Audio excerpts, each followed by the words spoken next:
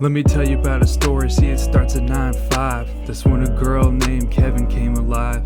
See, that's what she was born as before she knew better. Until she found out her true self started with a different letter. Around 12 is when she started to notice she was different. Didn't feel comfortable inside her own body. See, she was sitting there in the hotel lobby. She saw a pretty girl and thought that's what I wanna be. At first she brushed it off, maybe she confused. She thought, maybe she was just into dudes.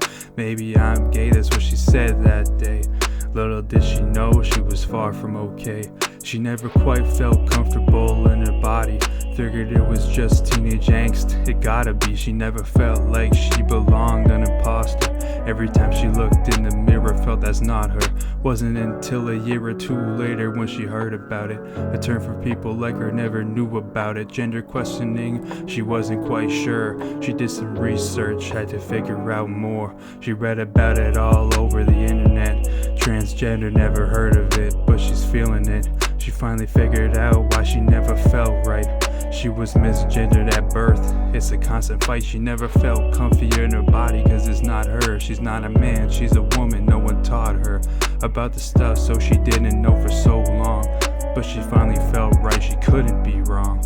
She had to work up the courage, talk to her parents. An only child, so she only had them, she needed their clearance. So one day she sits down in the living room. She said, I have something to tell you. She could sense doom. They sat down and she worked up the courage to say it. Mom and Dad, I gotta tell you something, don't hate it. When I was born they got me wrong, I swear I'm not a guy. I finally realized that I'm a woman and it's time. They sat there looking at her, staring speechless.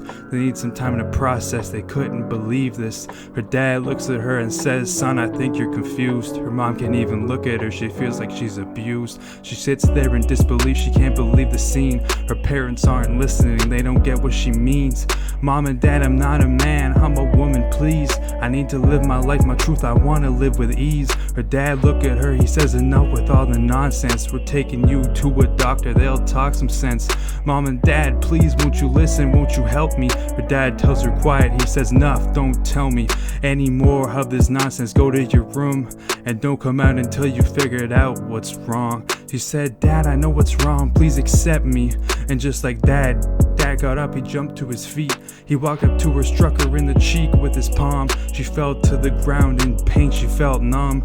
I don't wanna hear another word, get to your room. She ran there and cried and slammed the door, felt like a tomb. So a few days pass and no one talks to each other.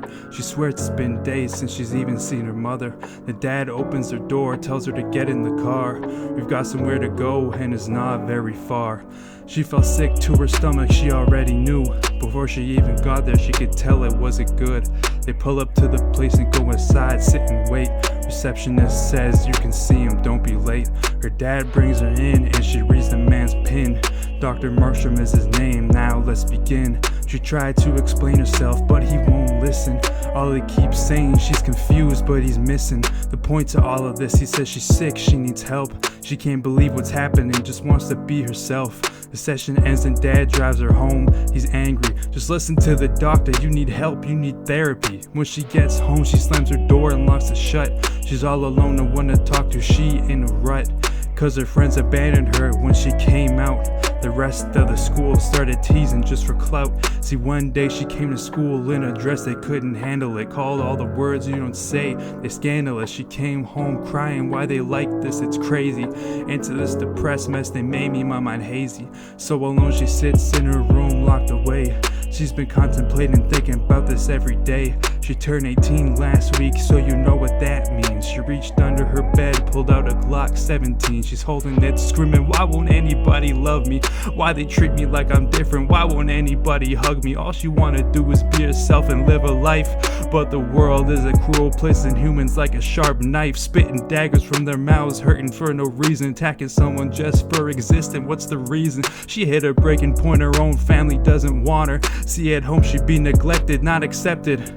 With nowhere left to turn, she looked at God and begged forgiveness. Never was religious, but she figured might as well before she does this.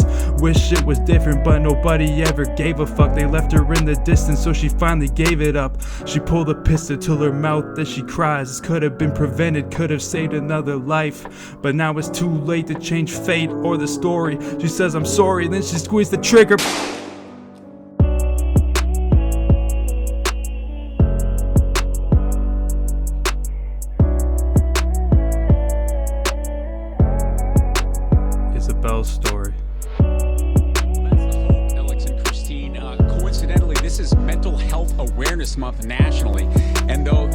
investigation was, now People magazine's confirming with many sources that it was death by suicide. The family chose specifically to say it was death from mental illness, and experts in the field say that is very important.